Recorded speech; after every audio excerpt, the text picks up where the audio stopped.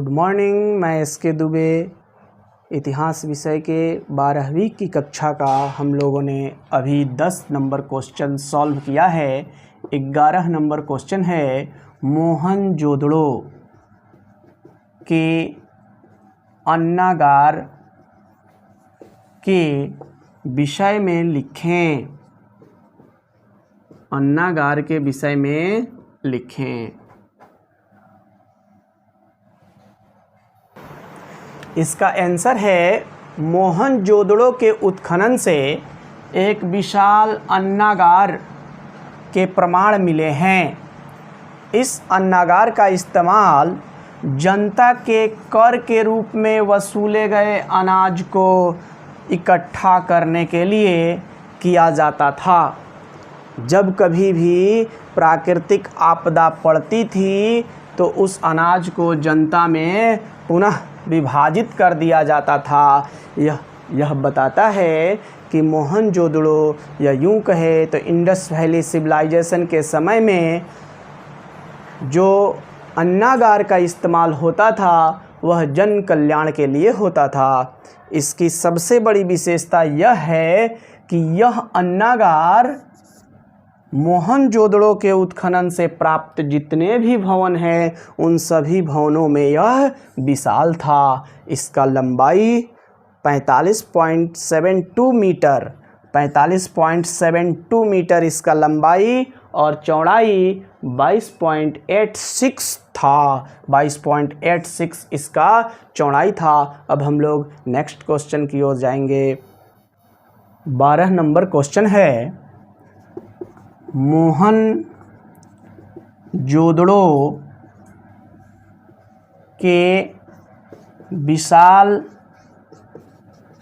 स्नानागार के विषय में लिखें।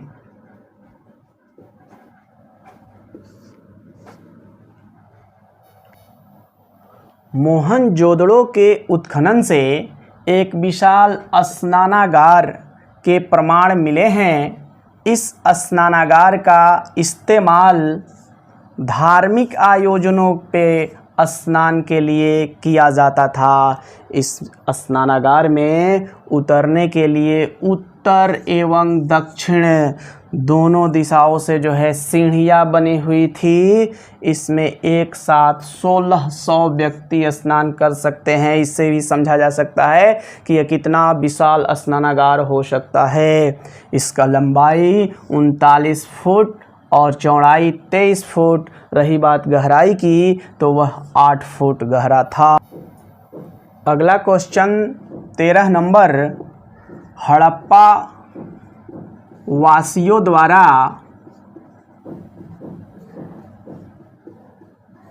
प्रयोग किए जाने वाले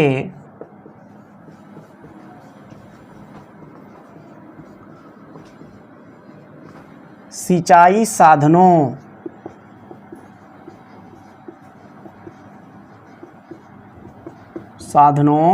को बतावें।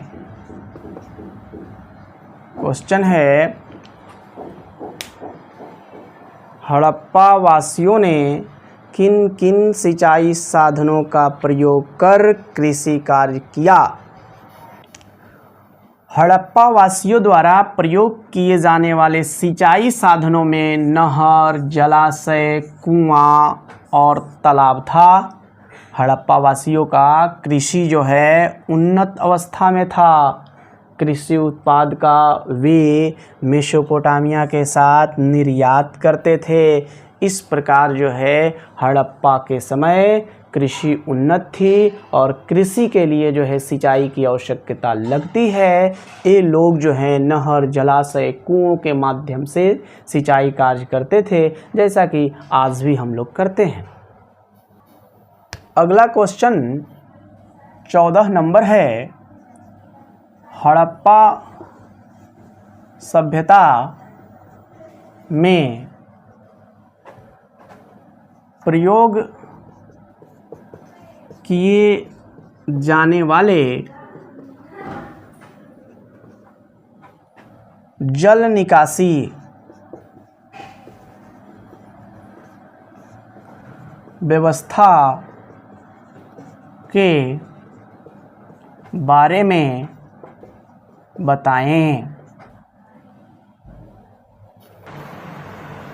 हड़प्पा सभ्यता एक उन्नत नगरीय सभ्यता थी, जैसा कि यह इसकी विशेषता है।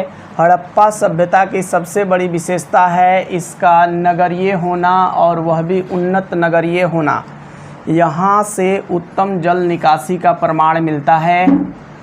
जैसा कि क्वेश्चन पूछ रहा है, हड़प्पा नगर में घर, नालियाँ एवं सड़क नियोजित बनाया गया था, नियोजित रूप से बनाया गया था, यानी पूरा प्रॉपर प्लान करके बनाया गया था। सड़क तथा नालियों को लगभग ग्रिड पद्धति से बनाया गया था, यानी यह एक दूसरे को जो है समकोण पर काटती थी। घर की नालियों को गली की नालियों से जोड़ा गया था, और फिर जो है ये बाद में बड़े नाले में मिल जाती थी।